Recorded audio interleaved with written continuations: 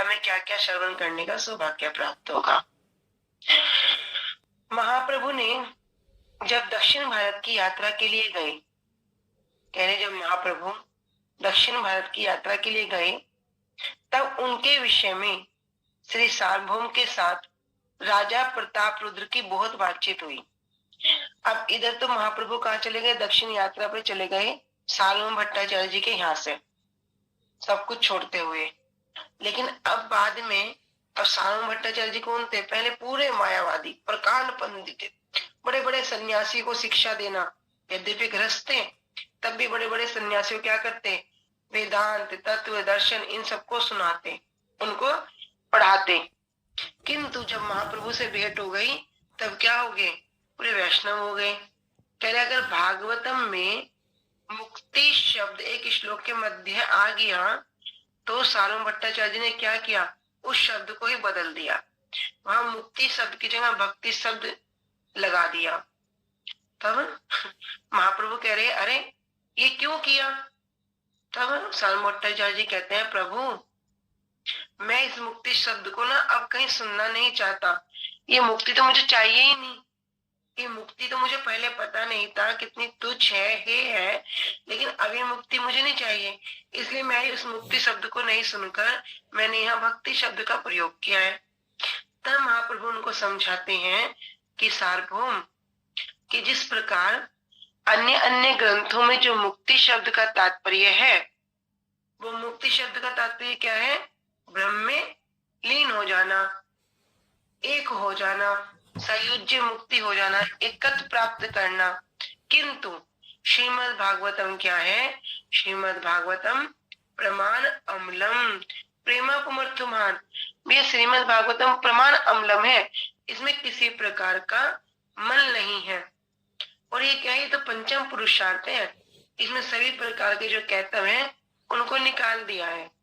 तो यहाँ पर मुक्ति शब्द कहने का तात्पर्य क्या होगा, कौन बताएगा।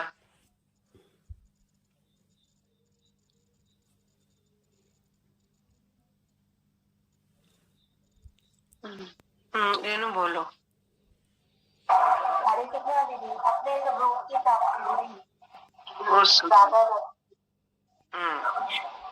तो यहाँ पर जो मुक्ति शब्द है उसका तात्पर्य है कि अपने स्वरूप की प्राप्ति, मुक्ति हित्वा अन्यथा रूपम स्वरूपेण व्यवस्थिति, कि अपने वास्तव स्वरूप की प्राप्ति करना ही मुक्ति है। तो वास्तव स्वरूप के ऊपर क्या कहेंगे, वे वास्तव स्वरूप क्या है, तो हम बार बार श्रवण करते हैं जीवेर स्वरूप है कृष्ण नित्य दास। वह जीव है उसका जो वास्तव स्वरूप है वो क्या है, कृष्ण का नित्य दास होना।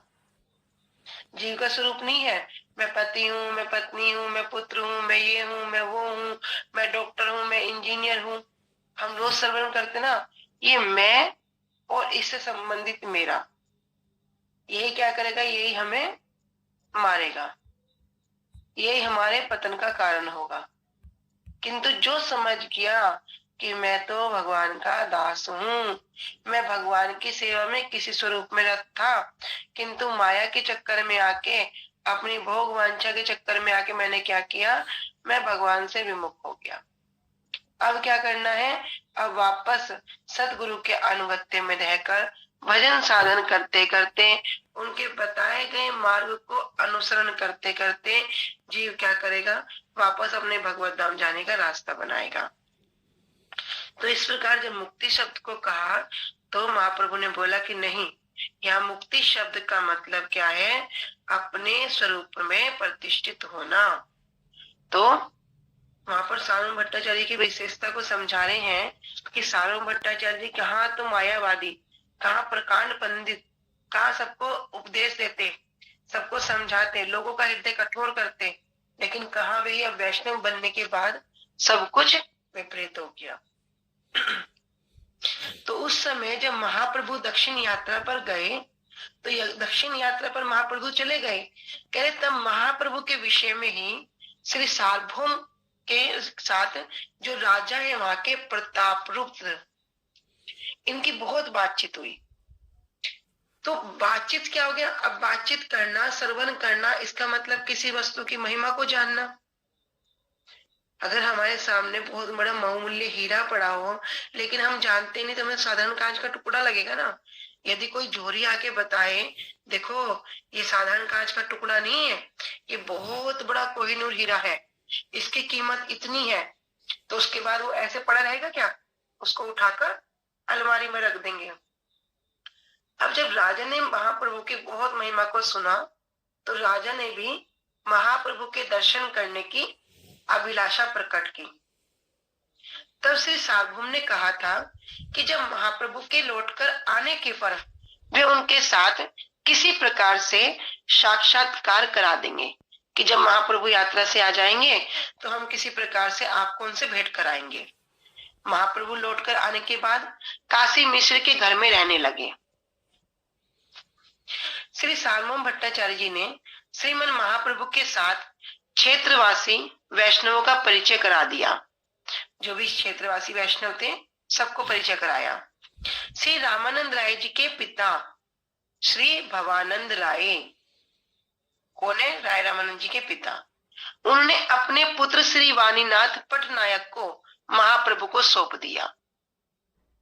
जब महाप्रभु ने काला कृष्णदास के भट्टथारी के मिलन के दोष को व्यक्त करके उसे विदाई देने का प्रस्ताव रखा, तब नित्यानंद प्रभु और अन्य अन्य भक्तों ने युक्ति करके उसके द्वारा श्री नवद्वीप में एवं गौड़ देश में सब जगह महाप्रभु के लौट आने का संवाद भिजवा दिया।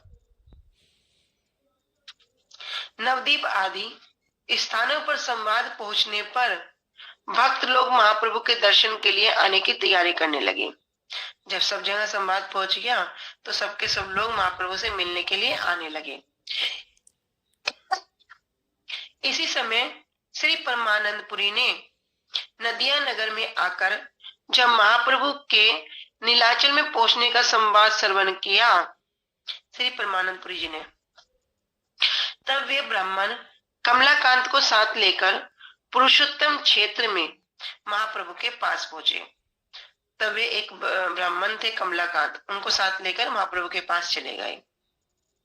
नवद्वीप वासी पुरुषोत्तम भट्टाचार्य वाराणसी में चैतन्यानंद नामक गुरु से संन्यास ग्रहण करके स्वरूप नाम ग्रहण करके नीलाचल में महाप्रभु के चरणों में उपस्थित हुए। तो यहाँ कौन बताए? नवद्वीप वासी पुरुषोत्तम भट्टाचार्य। कौन है पुरुषोत्तम भट्टाचार्य? किसको स्मरण है?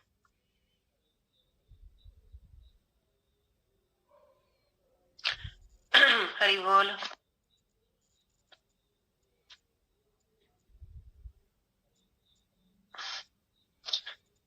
नवद्वीप परिक्रमा कौन कौन सुन रहे हैं? हैंड रेज करो।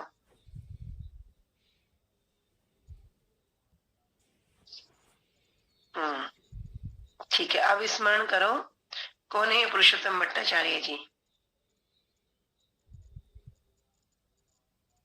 कोई बता सकते हैं? अच्छा, जिनके हैंड रेज है वो बोल सकते हैं।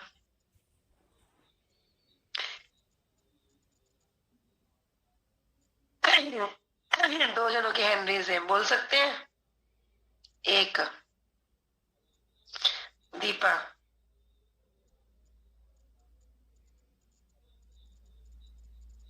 मेरी याद नहीं है। अच्छी बात है।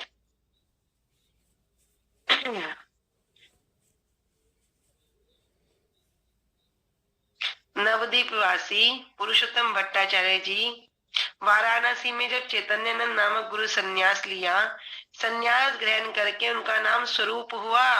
स्वरूप दामोदर जी, ललिता सखी। स्वरूप दामोदर का पहला नाम क्या था? पुरुषोत्तम। भूल गए लाइन पढ़ के, कोई बात नहीं। श्री ईश्वरपुरी के अप्रकट होने के बाद ईश्वरपुरी पाद जी जो महाप्रभु के गुरु हैं, उनके सेवक गोविंद। हरे कृष्णा। दीदी संन्यास नाम था उनका? हाँ जी, स्वरूप दामोदर। ये हमने नवद्वीप परिक्रमा के मध्य श्रवण किया था। पहला नाम था उनका पुरुषोत्तम। श्री ईश्वरपुरी जी के अप्रकट होने के बाद उनके सेवक जो गोविंद हैं, उनकी आज्ञा से महाप्रभु के पास आए। केशव भारती के संपर्क से ब्रह्मानंद भारती महाप्रभु के पूजनीय थे। उनके उपस्थित होने पर महाप्रभु ने कृपा करके उनका चमड़े का वस्त्र छुड़वा दिया।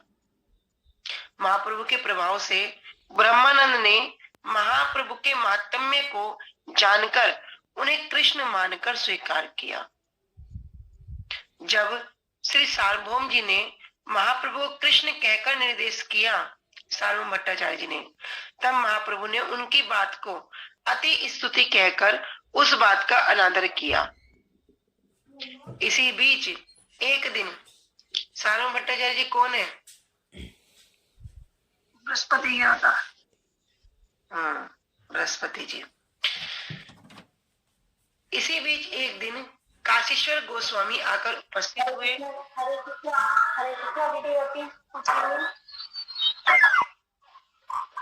हरे कृष्णा। दीदी अति स्तुति में अति स्तुति, बहुत ज्यादा स्तुति करना।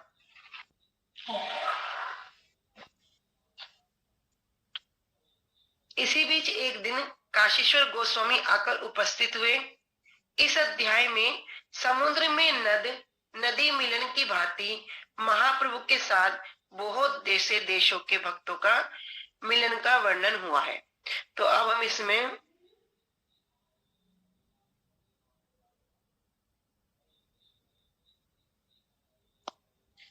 इस अध्याय के अंतर्गत ये सब विस्तार पूर्वक श्रवण करेंगे जो अभी हमने संक्षेप में सुना है।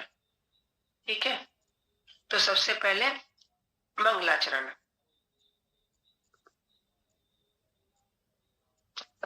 तम वंदे गौर जलदम स्वस्यो दर्शन अमृत ही विच्छेद अवग्रह मलान भक्त शस्यान जीवियत। क्या कह रहे हैं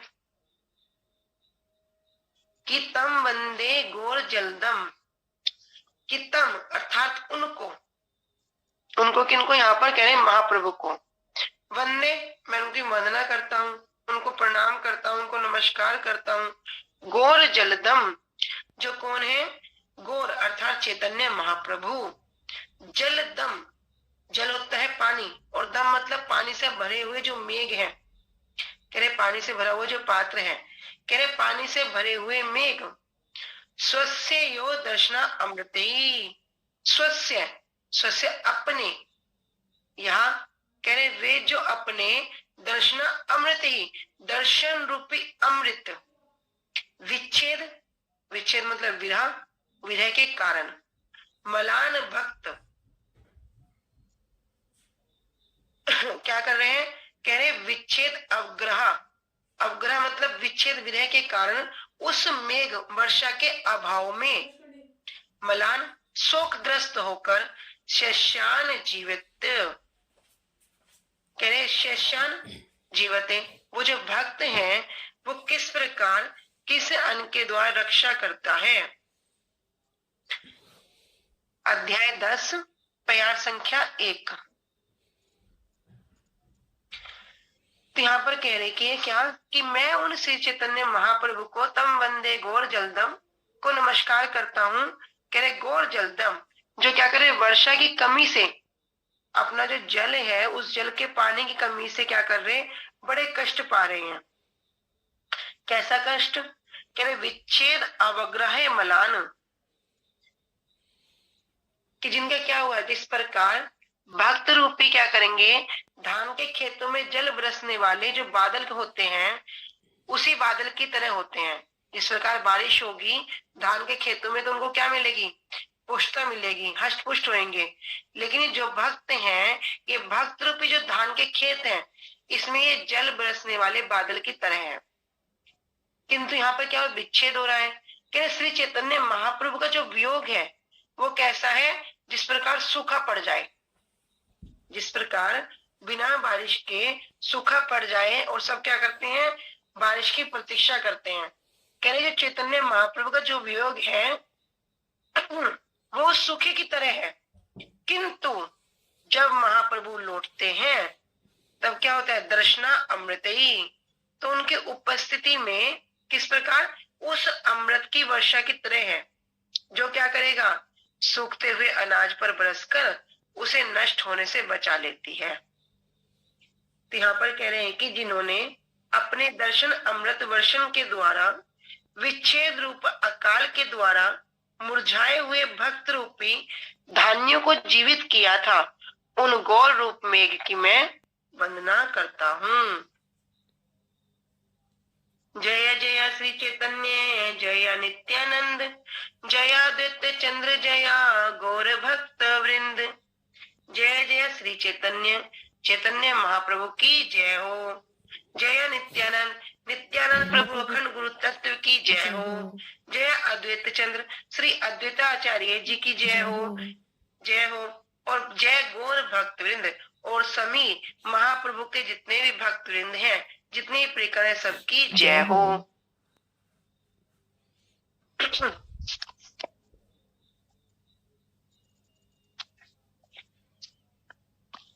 पूर्वे जबे महाप्रभु चलीला दक्षिणे, प्रताप रुद्र राजा तबे बोला इल सार्वभौमे।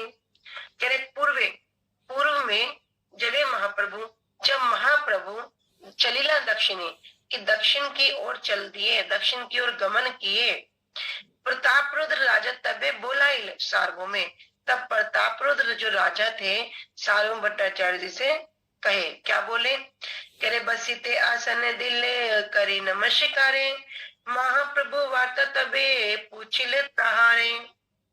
करे बसिल आसन दिल करी नमस्कारे, सबसे पहले क्या किया, उनको बैठने के लिए आसन दिया, फिर करी नमस्कारे, फिर उनको नमस्कार किया, फिर महाप्रभु वार्ता तबे पूछिल तहारे, तब उनसे अर्थात सार्वभौम भट्टाचार्य जी से क्या करते हैं, महाप्रभु की वार्ता पूछते हैं।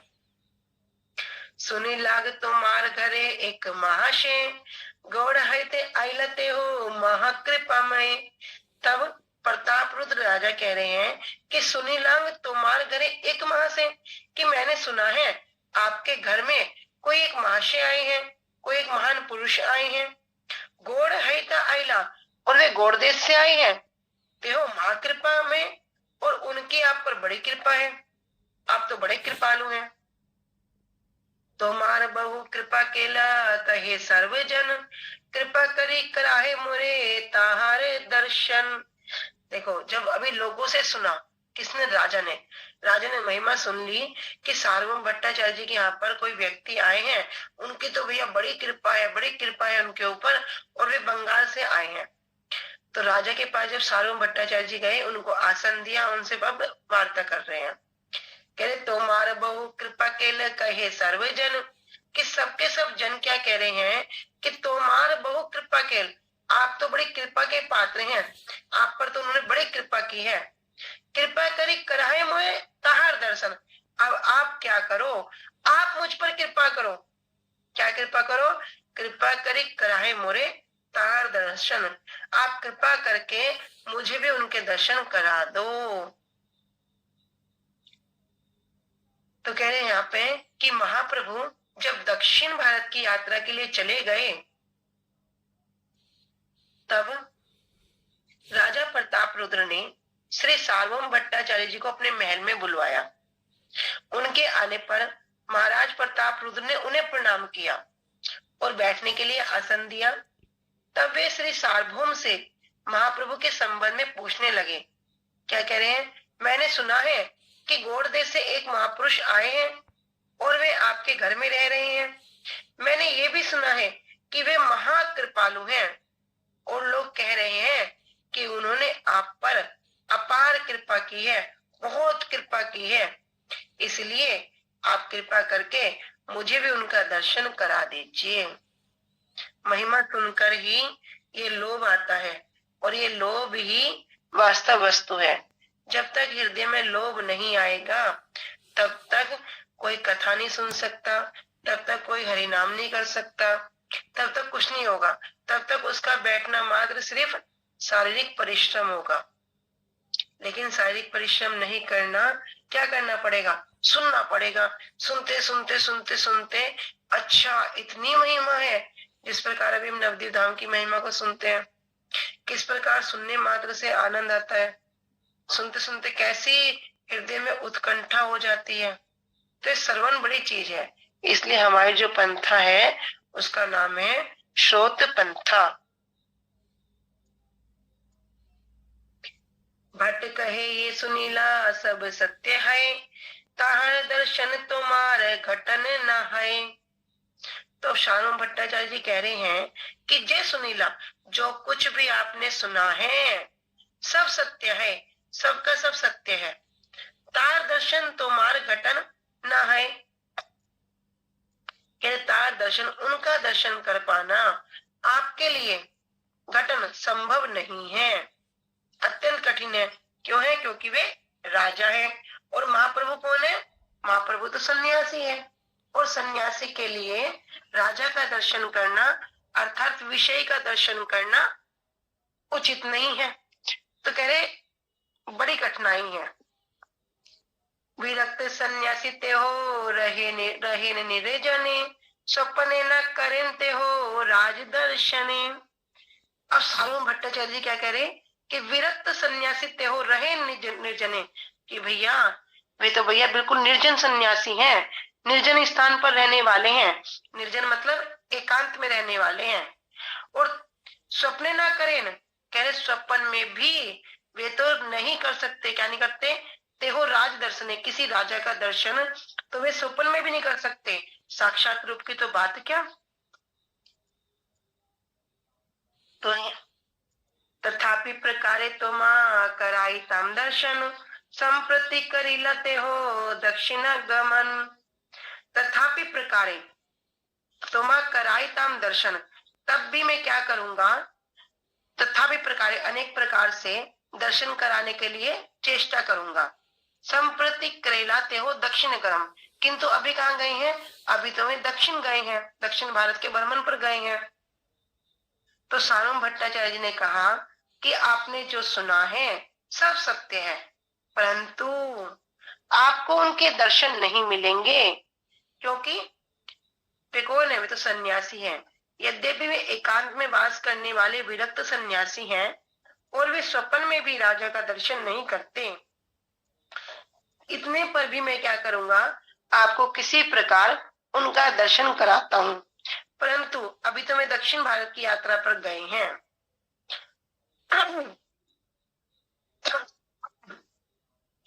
राजा कहे जगन्नाथ छाड़ी के ने गेला, भट्ट कहे मान तेरे यही एक लीला।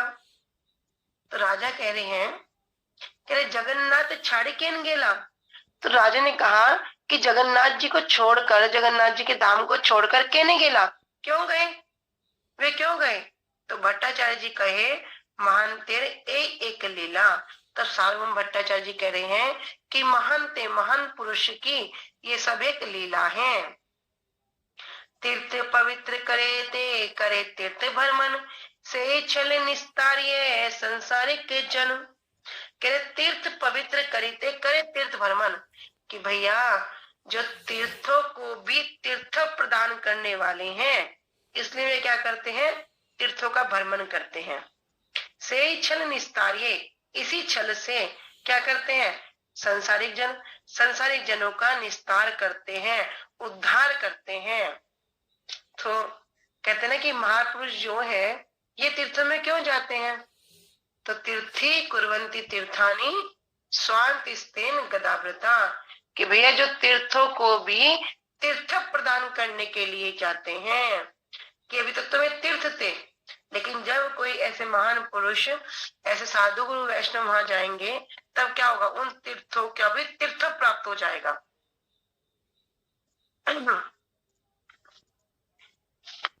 यह सुनकर राजा ने कहा कि वे श्री जगन्नाथपुरी को छोड़कर क्यों चले गए?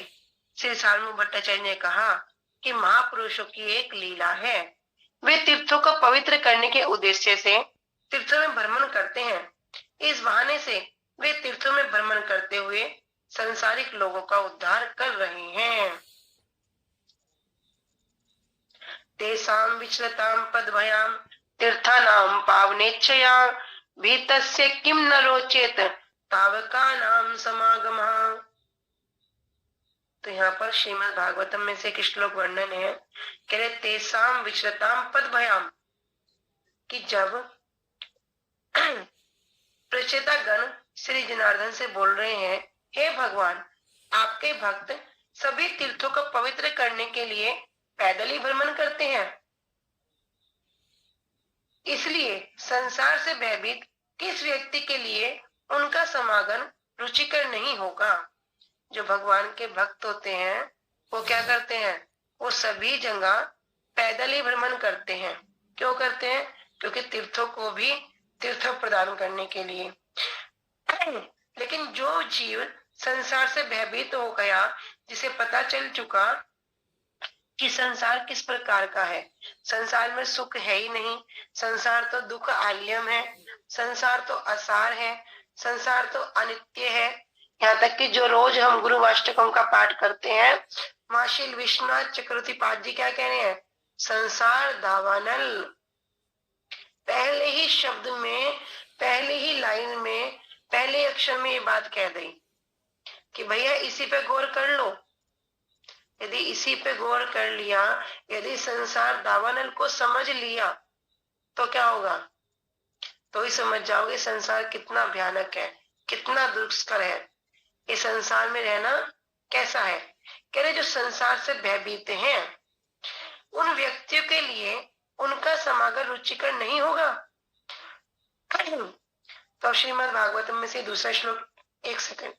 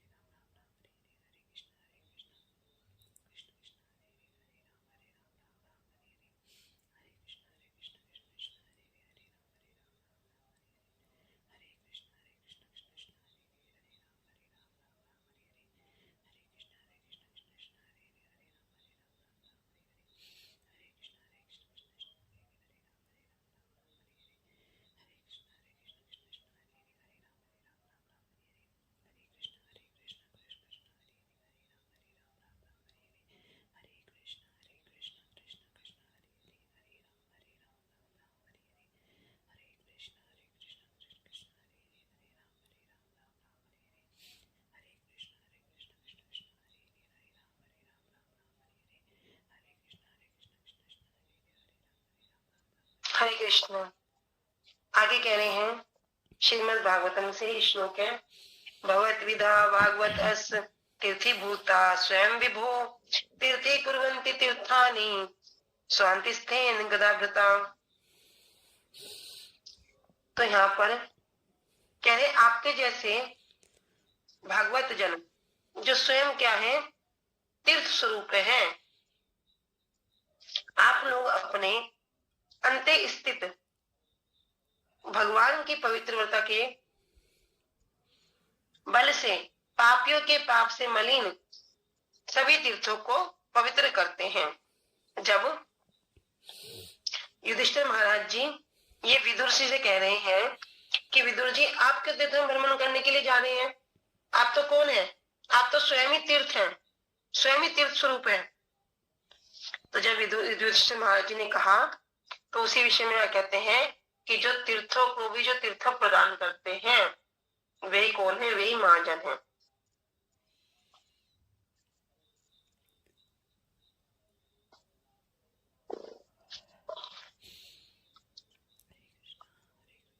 आपके जैसे भगवत जन स्वयं तीर्थ स्वरूप है और आप लोग अपने अंतिम स्थिति में भगवान की पवित्रता के बल से पापियों के पापों से मलिन सभी तीर्थों को पवित्र करते हैं।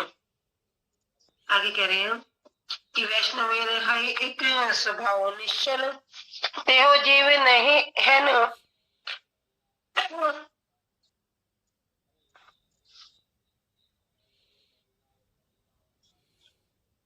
वैष्णव है एक स्वभाव निश्चल तेहो जीव नहीं है न स्वतंत्र ईश्वर। कह रहे वैष्णव है एक स्वभाव निश्चल, कि वैष्णव का एक स्वभाव होता है जो कैसे है, बड़ा निश्चल है। तेहो जीव नहीं, कह रहे वे कौन है, वे जीव नहीं है, अर्थात बद्ध आत्मा नहीं है। हम स्वतंत्र ईश्वर, वे तो स्वतंत्र ईश्वर है। वैष्णव का ऐसा ही निश्चल स्वभाव होता है और वे तो जीव नहीं, स्वतंत्र ईश्वर है। अमृत प्रभा भाष्य में श्री भक्ति विनोद ठाकुर जी कह रहे हैं कि वैष्णव का यह अचल स्वभाव है। क्या स्वभाव है? कि तीर्थों को पवित्र करने के लिए तीर्थ भ्रमण और उसके छल से क्या करेंगे? संसारिक लोगों का उद्धार करेंगे। वास्तव में श्री कृष्ण चैतन्य जीव नहीं है, वे तो स्वतंत्र ईश्वर हैं। तब भी उनको न गुप्त रूप से भक्त अवतार होकर वैष्णवों जैसा स्वभाव ग्रहण किया है। तो क्या कह रहे कि गुप्त रूप से क्या किया? भक्त अवतार, जो हम एक श्लोक श्रवण करते हैं रोज कि पंचतत्वात्म कृष्णम भक्त रूपम स्वरूपकम भक्तावतारम भक्ताख्यम नमामि भक्त शक्तिकम। तो यहाँ पे क्या कह रहे? भक्तावतारम, कि जो भक्त अवतार में कौन है? स्वयं कृष्ण ही महाप्रभु के रूप में आए। तो ये किस रूप में है? भक्त अवतार के रूप में। तब भी उन्होंने गुप्त रूप से भक्त अवतार होकर वैष्णव के जैसा स्वभाव ग्रहण किया है। अनुभाष्य श्री भक्ति सिद्धांत ठाकुर जी कहते हैं कि श्री भागवत गण तीर्थों में जाकर उन्हें पवित्र करते हैं। जो भागवत गण होते हैं वे सभी तीर्थों में जाकर तीर्थों को ही पवित्र करते हैं और तीर्थ में जाने के बहाने से तीर्थवासी संसारिक लोगों का उद्धार करते हैं। यही पर दुख दुखी शुद्ध भक्तों का नित्य स्वभाव है। वैष्णव जन तो जे कहिए जो पीर पराई जाने रे, कि भैया वैष्णव कैसे हैं? वैष्णव जन तो दूसरे के दुख को देखकर अत्यंत दुखी हो जाते हैं, आकुल व्याकुल हो जाते हैं। और वैष्णव का हृदय कैसे कहते हैं कि वैष्णव का हृदय कैसा है? संत हृदय नवनीत समाना। तो यहाँ तो कह रहे मक्खन के समान है। तो गुरुवर बोलते नहीं मक्खन के समान नहीं, कह रहे मक्खन से भी कोमल है। वे कौन है? वे पर दुख दुखी हैं। और संसार में किसी भी जीव को देखो, वो क्या है? पर सुख दुखी है। तो शुद्ध भक्तों का ये नित्य स्वभाव है। क्या स्वभाव है? पर दुख दुखी। किंतु श्री महाप्रभु परतंत्र भक्त रूप में लीला करने पर भी स्वयं स्वतंत्र परमेश्वर है। राजा कहे तारे तुम्ही जायते केने दिले, पाए पाड़ी यत्न करी केने न राखी ले। तब राजा कह रहे हैं तारे तुम्ही जायते केने दिले, आपने उनको क्यों जाने दिया? पाए पड़ी यत्न करी, उनके चरणों को पकड़कर यत्न पूर्वक क्या करते? केने न राखी ले, आपने उनको रखा क्यों नहीं? क्यों जाने दिया? भट्टाचार्य कहते हो स्वयं ईश्वर स्वतंत्र, साक्षात श्री कृष्ण ते हो नाहे पर तंत्र। तब सार्वभौम भट्टाचार्य जी कह रहे हैं कि ते हो स्वयं ईश्वर स्वतंत्र, कि वे कौन है? वे तो साक्षात स्वयं ईश्वर है और स्वतंत्र है। साक्षात कृष्ण ते हो नाहे परतंत्र, कि वे परतंत्र, वे किसी के अधीन नहीं है। स्वयं कौन है? साक्षात कृष्ण है। तथापि राखीते तारे महायत्न केलू, ईश्वरेर स्वतंत्र भाव राखीते नारीलू। कह रहे तथापि राखीते तारे, तब भी मैंने उनको रखने के लिए, रोकने के लिए क्या किया? महायत्न केलू, बहुत यत्न किए। ईश्वर स्वतंत्र भाव राखीले नारीलू, लेकिन ईश्वर क्या है? ईश्वर के तो स्वतंत्र है, इसी भाव से मैं उनको नहीं रोक पाया। श्री सार्वभौम भट्टाचार्य ने उत्तर दिया वे स्वयं ईश्वर हैं और परम स्वतंत्र हैं। वे साक्षात श्री कृष्ण हैं, वे परतंत्र नहीं है, किसी के अधीन नहीं है। तब भी मैंने उन्हें रोकने का बड़ा प्रयास किया, परंतु भगवान की अपनी स्वतंत्र इच्छा है तो मैं उन्हें नहीं रोक पाया। राखीते नारीलू, उनको नहीं रोक पाया। राजा कहे भट्ट तुम्ही विज्ञ शिरोमणि, तुम्ही तारे कृष्ण कहे ताते सत्य मानी। तो राजा कहे, अब राजा ने क्या कहा? भट्ट तुम्ही विज्ञ शिरोमणि, कि श्रीमद भट्टाचार्य जी आप क्या हो, आप तो विज्ञ शिरोमणि हो, अर्थात जितने भी विद्वान लोग हैं उन विद्वानों में भी आप शिरोमणि हो। तुम्हें तारे कृष्ण कहे, जब आप ही उनको साक्षात कृष्ण कह रहे हैं ताते सत्य मानी, मैं क्या करता हूँ, मैं तो उसको सत्य ही मानूंगा। पुनरपि इहा तार हैले आगमन, एक बार देखी करी सफल नयन। पुनरपि मतलब जब वे वापस यहाँ पर आएंगे, जब उनका पुनरपि यहाँ पर आगमन होएगा, एक बार देखी, मैं भी उनको एक बार देखना चाहता हूँ, जिससे क्या होगा, करी सफल नयन, मैं अपने नयनों को सफल करूंगा, नेत्रों की सफलता करूंगा। क्यों कह रहे भैया, नेत्रों का सुख किसमें, नेत्रों का सुख संसार के भोग विलास में नहीं है। इन नेत्रों का सुख पाओ भगवान के दर्शन से, वैष्णवों के दर्शन से।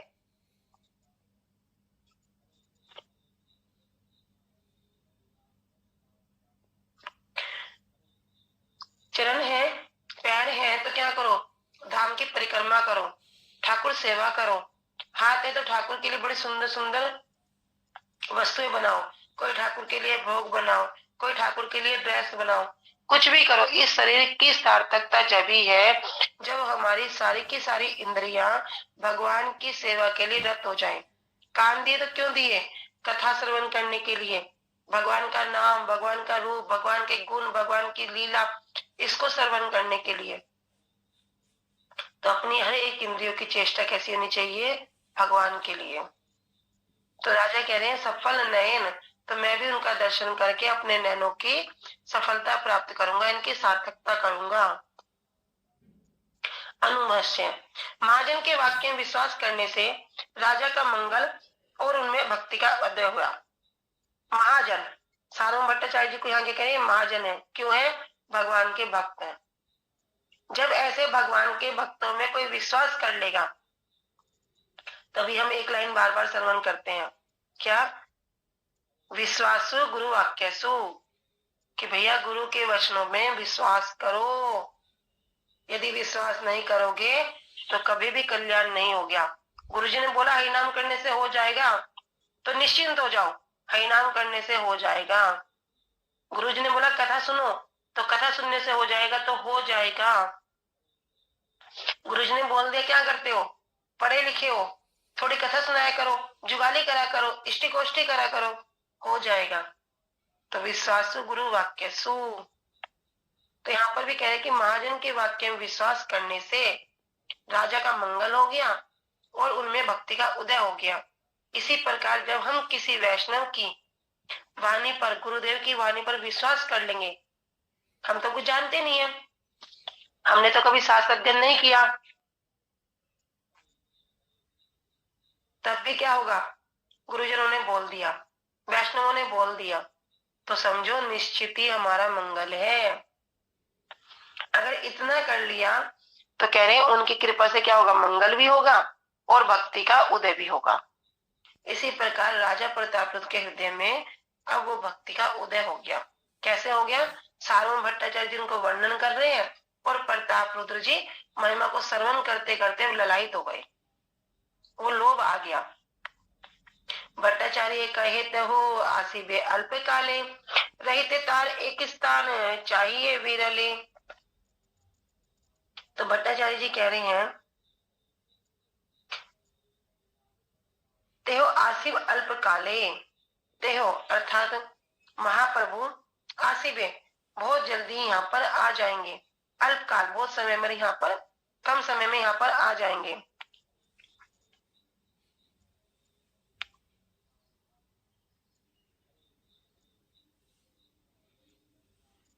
रहते तार एक स्थान चाहिए विरले, और वे क्या करेंगे, कह रहे रहते उनको रहने के लिए, रखने के लिए एक स्थान चाहिए, और वो स्थान कैसा होना चाहिए, बिल्कुल एकांत होना चाहिए।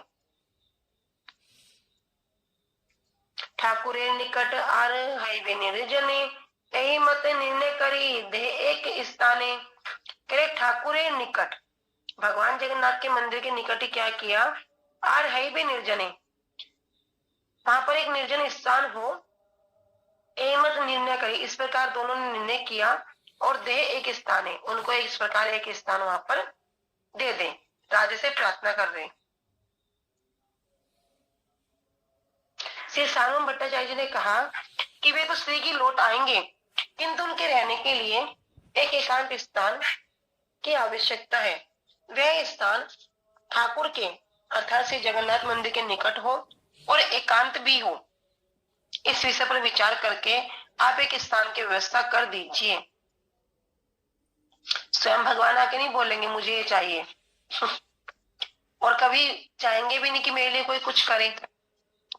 लेकिन ये भक्त लोग क्या करते हैं ना, भक्तों को पता है कि किस समय पर किस स्थान पर किस प्रकार की व्यवस्था उनको करनी है, किस प्रकार की व्यवस्था करने से भक्तों को सुख होगा, किस प्रकार की व्यवस्था करने से भगवान को सुख होगा। तो ये बात भक्त लोग बड़े अच्छे जानते हैं। अभी महाप्रभु यहाँ पर आए नहीं है, लेकिन सार्वभौम भट्टाचार्य जी क्या हो गए, भक्त है, बहुत बड़े भक्त हो गए। आप क्या कर रहे हैं, आने से पहले ही उनकी व्यवस्था कर रहे हैं।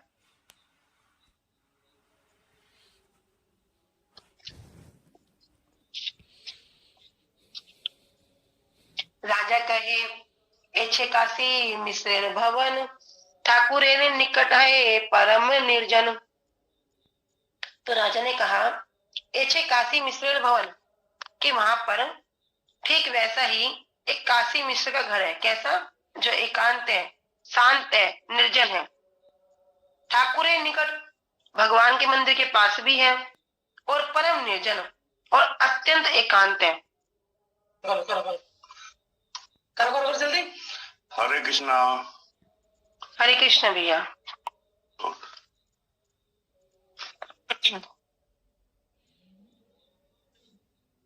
एत कही राजा रहे उत्कंठित हैया। ये रह गया हमारा अनुभाष्य। तो राजा ने कहा ऐसा स्थान तो काशी मिश्र का घर है, वह श्री जगन्नाथ मंदिर के निकट है और अत्यंत निर्जन स्थान है। काशी मिश्र भवन श्री पुरुषोत्तम क्षेत्र में पुरी धाम में मंदिर से कुछ दूर दक्षिण की ओर बलिसाही के अंतर्गत वर्तमान श्री राधाकांत मठ है। श्रीमन महाप्रभु वहां वास करते हैं और श्री वक्रेश्वर पंडित के शिष्य श्री गोपाल गुरु थे। किसी को कुछ स्मरण आ रहा है, इस स्थान की या लीला को वर्णन कर रहे हैं? एक हैंड रेज हुआ। बताओ।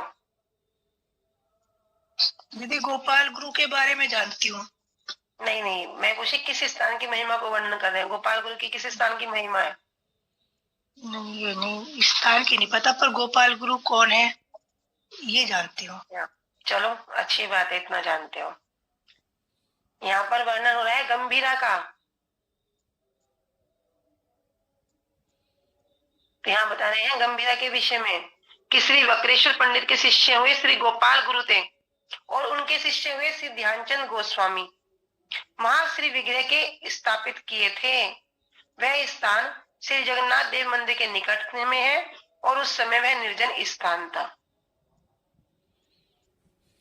तो वहां पर आज भी वहां पर इनके जो गोपाल गुरु थे, ये क्या करने आए थे, ये उसी मूर्त रूप में वहां पर गवाही देने के लिए आए थे। एत कही राजा कहे रहे उत्कंठित हैया, भट्टाचार्य काशी मिश्र कहिल आसिया। एत कही, यह कहकर राजा रहे उत्कंठित हैया। राजा तो बड़े उत्कंठित हो गए, बड़े उत्सुक हो गए।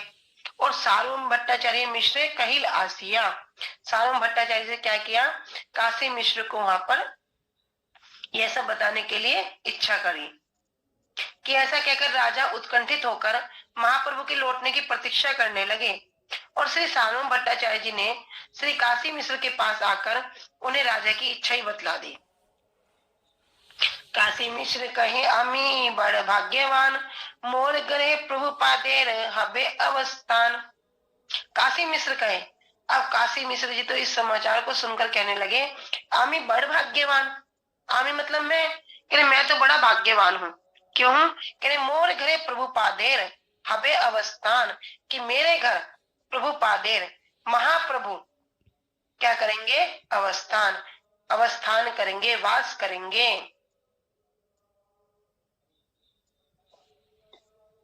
अनुभाष्य को हम कल श्रवण करते हैं। समय हो गया, फिर ज्यादा हो जाएगा। वाञ्छा कल्पतरुभ्यश्च कृपा सिन्धुभ्य एव च पतितानां पावनेभ्यो वैष्णवेभ्यो नमो नमः।